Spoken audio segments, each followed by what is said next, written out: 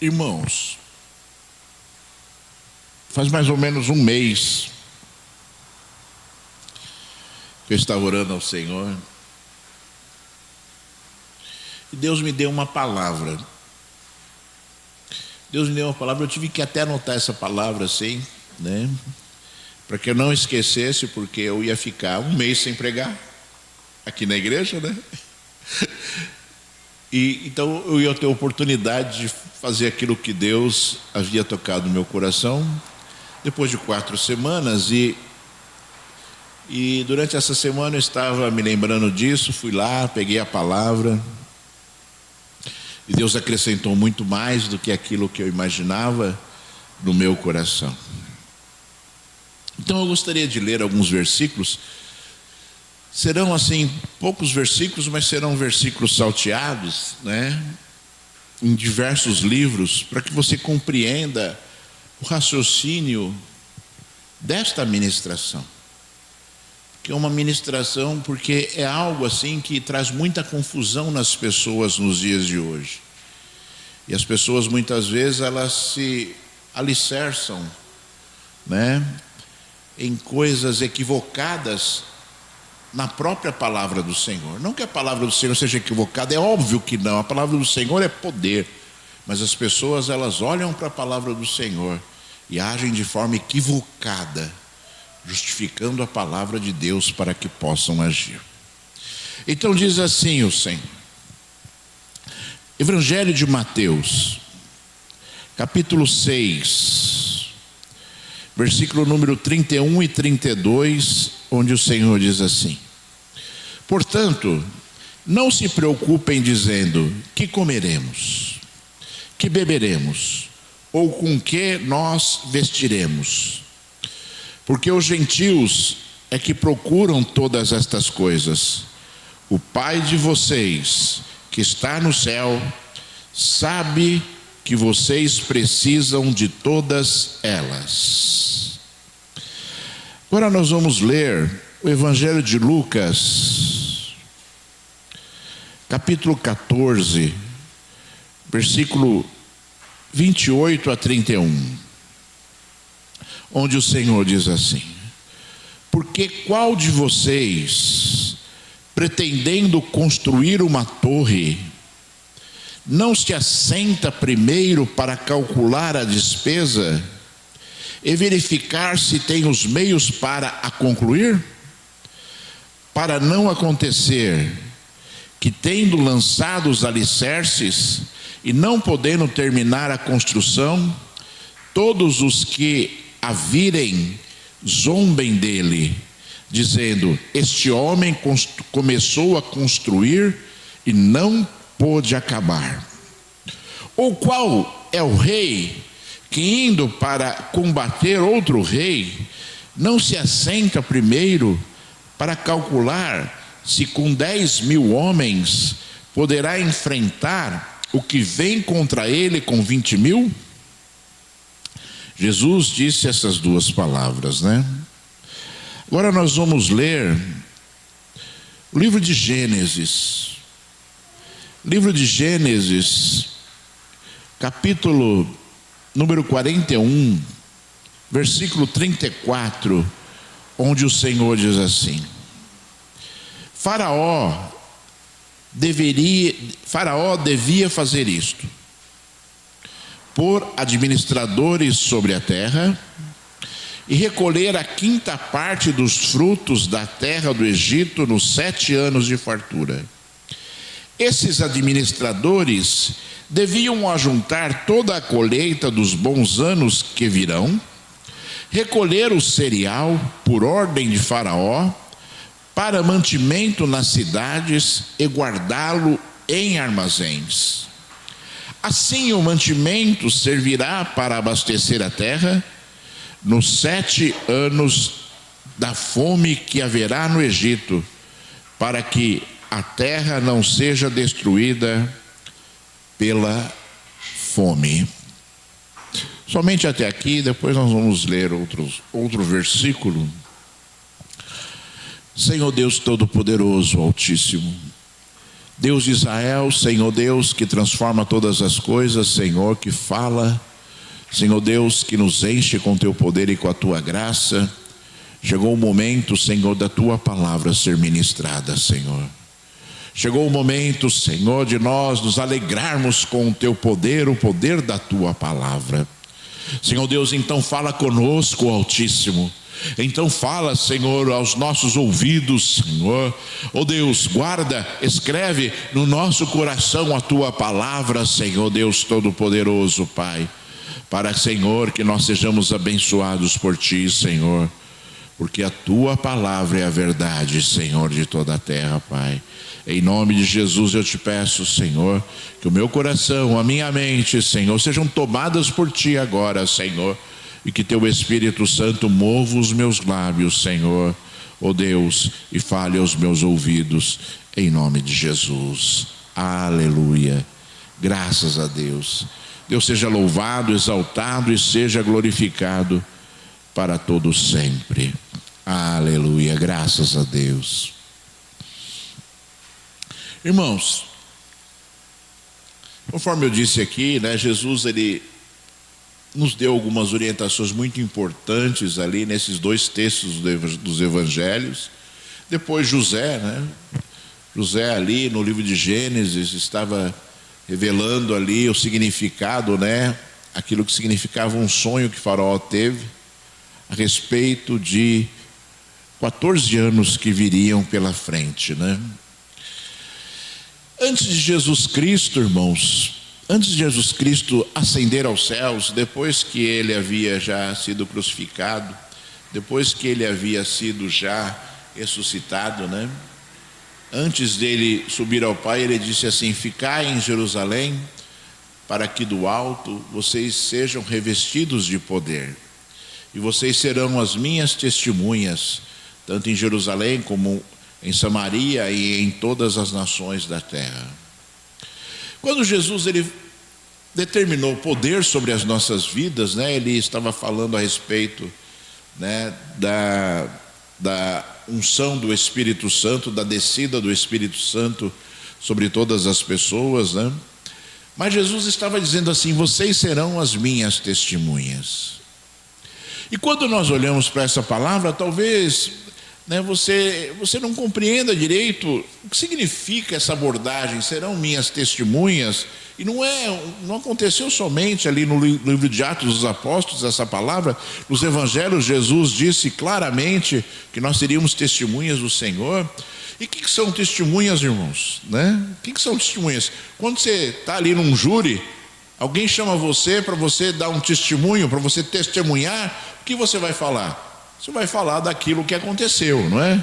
Você vai falar assim: olha, não, vamos perguntar para você, como é que foi isso? Você vai falar: não, foi assim, assim, assim. O que você viu? Ah, eu vi isso, né? O que você participou? Eu participei disso. Então, quando Jesus fala que nós seremos as suas testemunhas, significa que nós vamos testemunhar aquilo que nós estamos vivendo neste mundo em Cristo Jesus, né? Então você vai dizer: Jesus fez isso por mim, Jesus falou isso para mim, Jesus me orientou que eu fizesse desta forma, e aí vai. E você, né, em determinado momento você vai dizer: eu fiz isso porque está na palavra do Senhor, eu fiz isso porque Jesus falou. Então isso é ser testemunha de Cristo, ou seja, testemunhar publicamente aquilo que é Jesus nas nossas vidas. Ou seja, nas nossas vidas são experiências pessoais que nós temos com Deus, por isso nós somos testemunhas, são experiências pessoais, diferentemente do que talvez você, né, tenha entendido até hoje, de que, né, a palavra de Deus deve ser pregada, e deve ser pregada mesmo, mas a palavra de Deus a ser pregada, ela transcende, né, qualquer experiências que nós tenhamos com Deus, e ao mesmo tempo ela se mistura com as experiências que nós temos com Deus. Mas quando Jesus fala: vocês serão as minhas testemunhas, ele está nitidamente filtrando tudo isso e dizendo: olha, aquilo que vocês vão viver, vocês vão falar. Então nós não podemos perder isso de vista, e nós devemos compreender que isso é tão natural naquele que serve a Cristo, né? Tanto é que nós, quando nós vamos falar a respeito de Deus, se nós não temos credibilidade, vai ser muito difícil pregar a palavra. Você fala assim, você tem que obedecer a Deus, e você não obedece, você não tem credibilidade nenhuma, ninguém vai acreditar em você, você não vai conseguir, né, fazer com que as pessoas, né, sejam motivadas a fazer a mesma coisa que você faz, porque simplesmente você não faz, né? E é interessante porque, irmãos amados, eu sempre falo assim, e sempre preguei aqui para os obreiros, falando de obreiros agora, e os obreiros são minhas testemunhas a respeito disso, de que nós temos que viver aquilo que nós acreditamos. Se nós pregamos, nós temos que viver aquilo que nós pregamos. Não é aquela ladainha, né, de que, né, faça aquilo que eu falo e não faça aquilo que eu faço, alguma coisa assim, né? Tem um ditado popular assim. Isso, irmãos amados, não serve para as nossas vidas. Quando eu subo neste púlpito para pregar a palavra, eu tenho que pregar aquilo que eu acredito, não aquilo que eu aprendi, aquilo que eu acredito, porque senão eu não vou conseguir transmitir a mensagem verdadeira e plena da palavra. Será uma mensagem fofa, né? Uma mensagem fofa, que não tem alicerce, que não vai ter fundamento nenhum nas vidas, né? Então nós temos que fazer aquilo que nós cremos, nós temos que pregar e nós temos que agir segundo aquilo que nós pregamos, porque isso significa fé. Eu falo porque eu acredito, eu falo porque eu faço, eu falo porque aquilo é verdade, né? E aí você vai conseguir defender, e aí você vai conseguir, né, contradizer todos os argumentos das trevas neste mundo tenebroso, não é verdade, irmãos? Então, e é incrível, irmãos, eu falo isso. Por que eu falei que eu ministro muitos obreiros sobre isso? Sabe por quê, irmãos? Porque muitos pregam aquilo que eles não acreditam. Aí você talvez fale assim, não é possível. É possível, irmãos. As pessoas estão pregando aquilo que elas não acreditam. As pessoas pregam aquilo que elas não buscam viver, porque viver as coisas são de Deus pressupõe inúmeros esforços. Mas as pessoas, elas pregam aquilo que elas não acreditam, né? Aí eu prego que Deus tem poder para fazer qualquer coisa, né? Mas eu não sei se Ele vai fazer qualquer coisa. Então, irmãos, sabe, nós temos que olhar para essas coisas todas e começar a olhar para as nossas vidas e compreender, né, determinado significado da palavra de Deus, para que você possa ser uma pessoa muito usada pelo Senhor neste mundo, e para que você possa, né, ser chamado por Deus verdadeiramente como testemunha dele neste mundo, como testemunha de Cristo neste mundo. E por que eu estou começando essa mensagem a respeito disso? Porque você vai compreender, né, por aquilo que você vê, pelas histórias que você vivencia ao seu redor talvez, ou pelas histórias que você vê, né, em algum familiar, ou pelas histórias que você vê em relação a determinado membro, a determinada pessoa que você conhece, né? Não longe de mim te motivar a fazer qualquer análise de julgamento, mas o que eu estou falando para você, que aquilo que Jesus falou, né, aquilo que Jesus falou, ele denota, né, muitas falhas nas pessoas em relação à prática daquilo que Jesus falou, talvez até pela falta de entendimento, ou por, né, dar desculpas em relação às coisas, né, que Deus falou. E aí Jesus, nós começamos lendo quando Jesus falou assim, né? Por que vocês se preocupam com o que vocês têm que comer ou o que vocês têm que beber? Ou o que vocês têm que vestir? Né? Saibam vocês que o Deus que está no céu sabe muito bem que vocês necessitam destas coisas. Em Jesus, ele falou uma palavra aqui. Quando Jesus ele motivou as pessoas, ele falou assim, quando Jesus ele fez essa pergunta, este questionamento, ele começou dizendo: por que, né, vocês se preocupam? Por que vocês se preocupam? E ao mesmo tempo, no Evangelho de Lucas, Jesus ele falou assim: qual é o homem que se levanta para construir uma torre antes de planejar se ele vai conseguir construir essa torre? Qual é o homem que vai sair numa batalha sem calcular se ele vai poder vencer aquela batalha? E aí, irmãos amados, começa talvez ali uma falha de entendimento, porque as pessoas olham para a palavra do Senhor, né, a respeito da preocupação com o que comer, com o que beber e com o que vestir, contra aquilo que elas devem fazer de planejamento nas suas próprias vidas. Jesus ele falou que nós temos que ser prudentes. Nós temos que ser prudentes, simples como uma pomba e prudentes como uma serpente. E a prudência pressupõe que você tem que planejar sim aquilo que você vai fazer. Você tem que planejar sim tudo aquilo que você deve executar, para saber se você vai conseguir cumprir aquilo que você está planejando. Porque quando Jesus falou que você não tem que se preocupar com o que beber ou com o que comer ou o que se vestir, ele não está dizendo que você não tem que planejar a sua vida. Ele não está dizendo que você não tem que se preocupar, né, em fazer com que as coisas sejam certas na sua vida, para que o testemunho de Cristo seja verdadeiro. E Jesus falou assim: olha, porque se você não conseguir concluir a torre, as pessoas vão zombar de você. As pessoas vão zombar da sua vida dizendo: olha, ele começou e não conseguiu concluir. Ao invés de testemunhar as coisas são de Deus, as pessoas estão envergonhando o nome de Deus, porque o testemunho dessa pessoa é um testemunho contrário àquilo que Deus deseja que nós estejamos fazendo.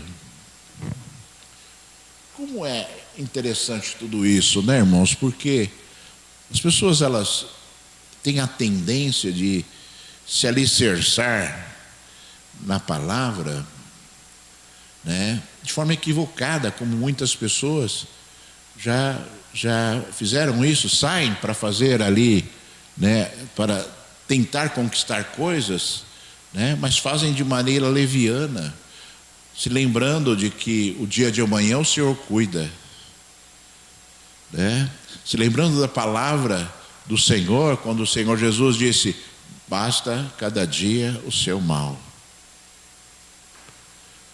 né? Então as pessoas se lembram disso e se alicerçam nisso e se esquecem, né, do complemento da palavra do Senhor, que diz que nós temos que ter responsabilidades neste mundo para que o nome de Deus seja honrado, né? E se preocupar, né, com o resultado de amanhã não significa que você não tem que planejar como será a sua vida amanhã, porque quando você planeja, né, e você apresenta diante de Deus, você sabe que o Senhor Deus estará contigo, e o Senhor Deus te ajudará e te sustentará, e você não tem medo do amanhã. Nós não temos medo do amanhã, porque o amanhã pertence a Deus. E se nós estivermos executando tudo aquilo que Deus deseja que nós executemos, né, a nossa vida será uma bênção. Então o dia de amanhã será uma bênção.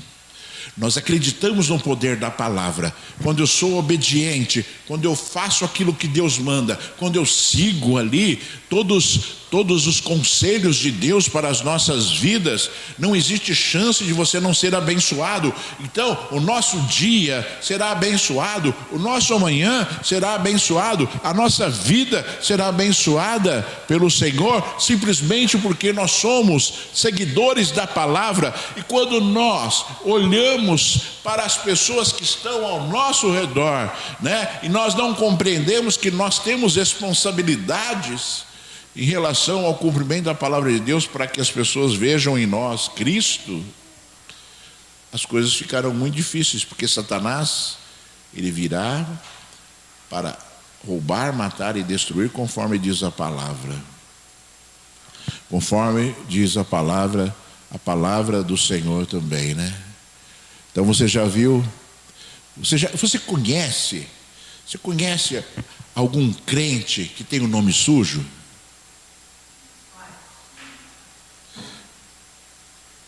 Quem que você acha disso?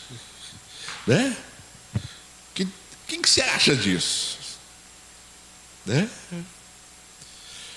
É óbvio, irmãos amados, que isso é muito comum nos dias de hoje, e é óbvio que isso é um péssimo testemunho de Cristo, e isso denota que a pessoa não seguiu aquilo que Jesus falou na palavra dele, estão zombando dele, ele está envergonhando, está dando um testemunho invertido daquilo que é Jesus na sua vida. É incrível, irmãos. É incrível, mas esta é a verdade. Mas as pessoas, elas costumam agir segundo o quê? Segundo aquela palavra, né? Segundo aquela palavra que elas mesmo inventam para si mesmas, né? Eu vou lá, eu não tenho dinheiro nenhum, mas Deus vai me abençoar. Vai lá e compra um carro, vai lá e compra um bem, vai lá e faz isso, faz aquilo, sem um tostão no bolso, achando que Deus tem a obrigação de ir lá e pagar o carro e pagar a despesa e pagar aquilo que a pessoa está fazendo de forma equivocada, sem planejamento e sem buscar a ajuda de Deus no seu dia a dia. E eu olho assim para as coisas que são de Deus, irmãos, e é muito fácil. Eu penso, né, porque Deus conhece cada um de nós, e eu penso assim, eu sempre agi assim em relação às coisas que são de Deus. Eu queria alguma coisa e eu não tinha como adquirir aquela coisa, eu orava ao Senhor para Ele me dar condições de eu adquirir aquela coisa. E a minha oração, né, era para que Ele me desse condições. E quando eu tivesse condições, eu ia adquirir aquilo.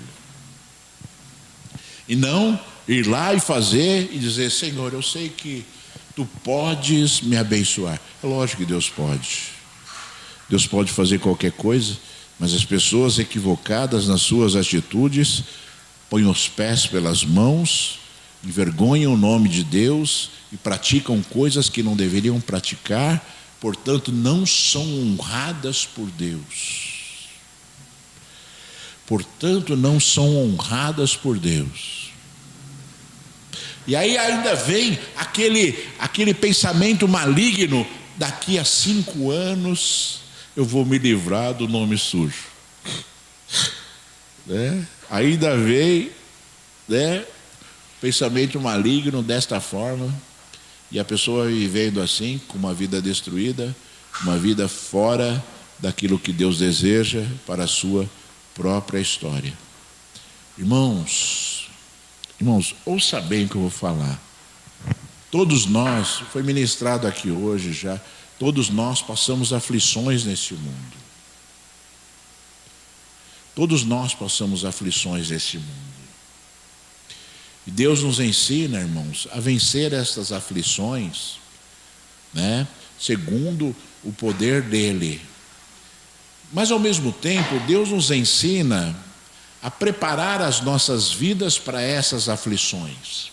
Aí você fala assim: mas Jesus falou, basta cada dia o seu mal, basta cada dia o seu mal. Jesus falou isso. É óbvio que Jesus estava, né, querendo que você estivesse o quê? Né, tendo paz no meio da sua luta. tendo paz no meio daquilo que você está, o quê? Vivenciando na sua vida neste mundo. E um grande exemplo disso, irmãos amados, foi aquilo que aconteceu com José. Deus veio a Faraó e disse assim: olha, haverá 7 anos de fome na terra. Deus disse para Faraó: haverá 7 anos de fome na terra. E por que Deus disse isso a Faraó? Porque ia acontecer. Portanto, nós não podemos negligenciar as coisas que podem acontecer nas nossas vidas neste mundo. Nós não podemos negligenciar, sabe, situações que podem vir a ocorrer na nossa vida nesse mundo, e nós temos que nos preparar para as adversidades, sim. Nos preparar significa o quê? Estarmos ali aptos a enfrentar determinadas adversidades na nossa vida. Então, Deus disse assim a Faraó, através de José, no seu sonho, Deus deu um sonho a Faraó, dizendo assim, que haveriam 7 anos de grande abundância no Egito, e haveriam depois 7 anos de fome. E por que Deus revela isso? Porque Deus quer reação. Por que Deus revela algo ruim que vai acontecer? Porque Deus quer reação. Deus não revela algo às nossas vidas sem um objetivo, irmãos. Deus revela as coisas para nós, para que nós possamos reagir. E José disse a Faraó: olha, Faraó, recolhe 20% dos cereais que você colher nesses anos de fartura, para você poder viver os anos de miséria. José falou isso: olha, Faraó, você tem que guardar 20% do que você colher, para que você possa suportar os 7 anos de fome que haverá na terra. Se nós olharmos, se você olhar para essa passagem bíblica, tem até o pastor, como é que chama lá o pastor, irmão Luiz Carlos, que prega a prosperidade lá, o Arão, isso. Ele fala a respeito disso e fala com muita propriedade, dizendo assim: olha, você quer ser próspero? Guarda 20% da sua renda. Conforme disse José ali a Faraó. A orientação de José a Faraó foi uma grande orientação para as nossas vidas neste mundo, para que nós possamos ser conquistadores. Você quer comprar uma casa? Guarda dinheiro para que você possa comprar a sua casa, e Deus vai proporcionar que você compre a sua casa. Sabe? Se prepare para a bênção de Deus. Planeje a bênção de Deus. Sabe? Faça segundo os propósitos de Deus, entendendo que isso é necessário, e não, achando que Deus vai fazer para você aquilo que você quer, sem você fazer absolutamente nada. Todos nós temos que ter compromissos neste mundo, para o quê? Para vivermos as coisas que são de Deus de forma plena. Para vivermos as coisas que são de Deus segundo a honra de Deus para as nossas vidas. Porque se nós não agirmos desta forma, nós vamos estar negligenciando as coisas que são de Deus. Então você ouviu claramente aqui, Deus dando exemplos muito nítidos e claros de posturas que nós devemos ter e preocupações que nós devemos ter neste mundo, para que nós sejamos abençoados. Para que nós sejamos abençoados. E talvez você olhe assim para as perspectivas da sua vida, e as perspectivas das nossas vidas nos assustam às vezes. Principalmente na velhice, né?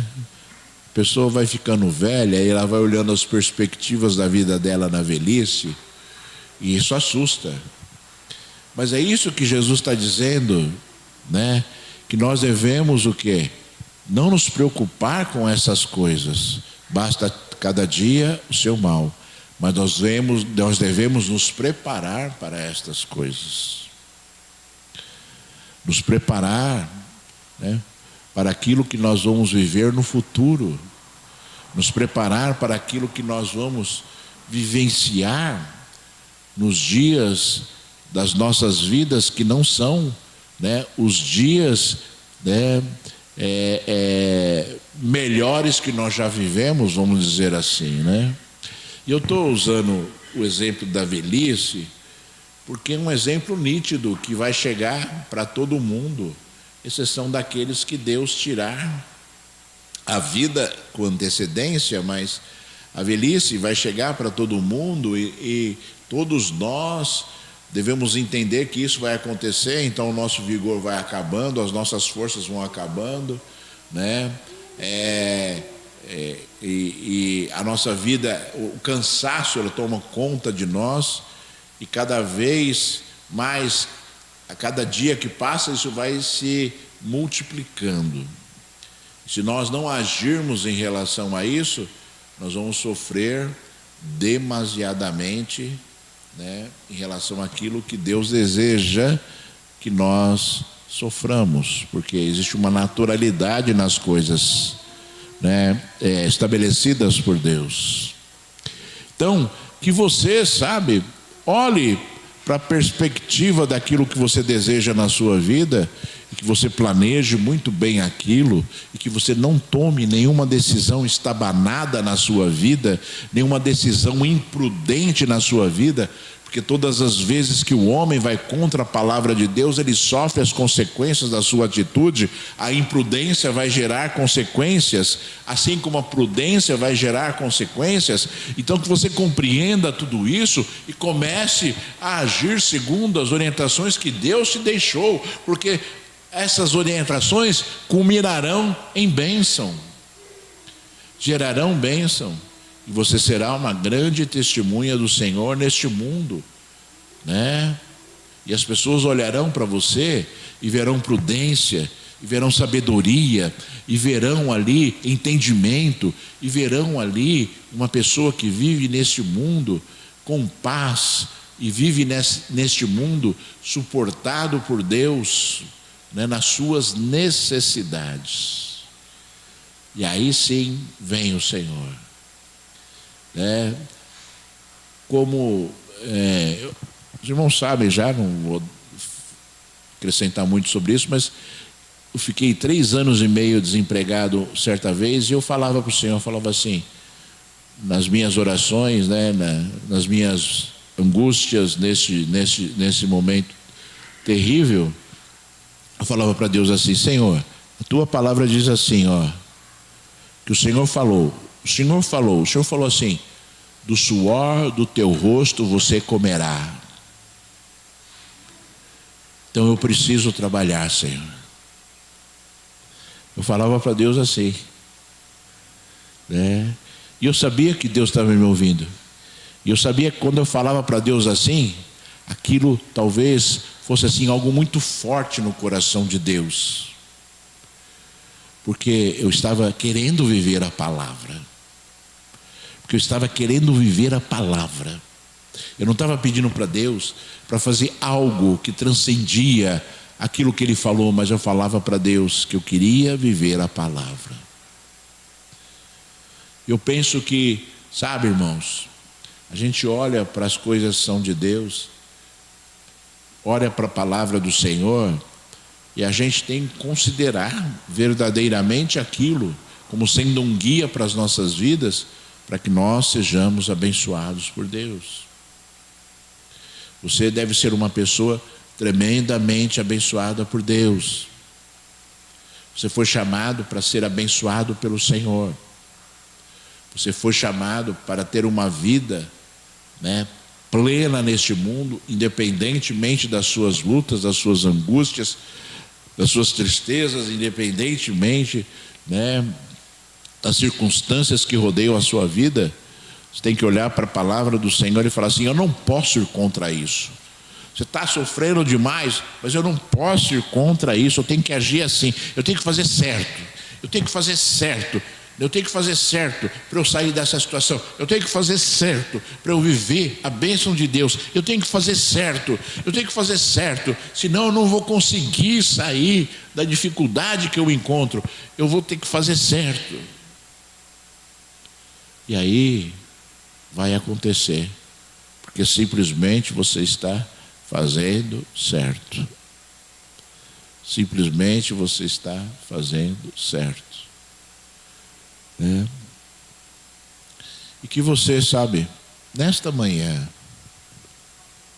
você seja motivado por esta palavra, não pelas minhas palavras, mas pelos versículos bíblicos.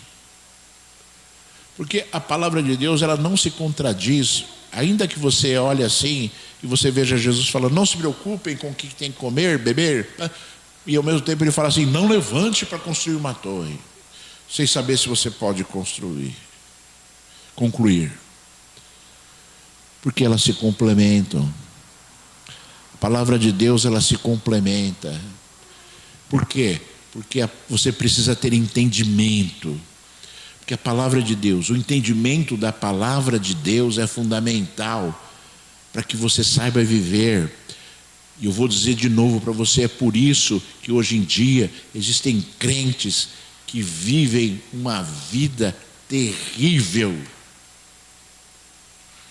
Terrível, porque não conhecem a palavra. Porque não conhecem a palavra. E se conhecem a palavra, não seguem a palavra.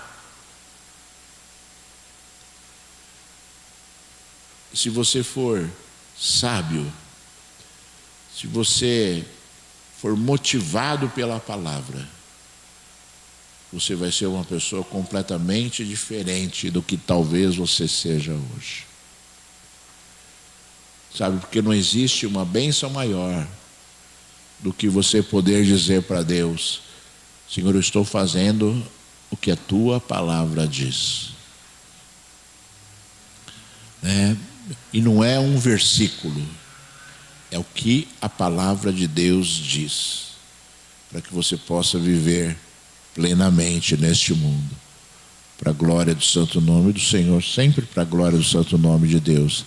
E aí você será testemunha de Jesus.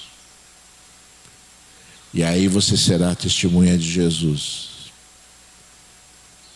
E uma testemunha, sabe, que as pessoas olham e falam assim: puxa vida, é tudo verdade mesmo que essa pessoa fala a respeito de Jesus. É tudo verdade mesmo. E eu tenho a tranquilidade, irmãos, sabe? E vou falar para vocês assim: o que eu prego aqui, nesta igreja, é o que eu vivo neste mundo. Ninguém na minha casa, nem minha esposa, nem meus filhos, eles conseguem desmentir isso. Eles não conseguem desmentir isso.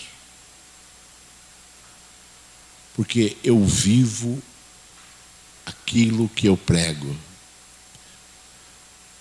Eu não prego por teoria, eu prego porque eu acredito.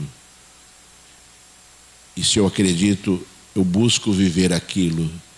E os meus filhos, a minha esposa, veem isso no meu dia a dia. E eles não podem me acusar. Você fala e não cumpre. Eles não conseguem fazer isso, porque simplesmente isso não acontece. Que você tenha isso no seu coração também, que você seja um testemunho primeiro na sua casa. Você seja um testemunho de Cristo primeiro na sua casa. primeiro na sua casa, para que depois os outros também possam ver aquilo que é a sua vida em Cristo Jesus, né? Em Cristo Jesus, que ninguém conhece melhor do que nós, ninguém conhece melhor sobre nós do que aqueles que vivem conosco, né? Se você dá um bom testemunho para a sua família, com certeza esse testemunho vai alcançar muitas pessoas ao seu redor. Vou orar por você agora, fique de pé.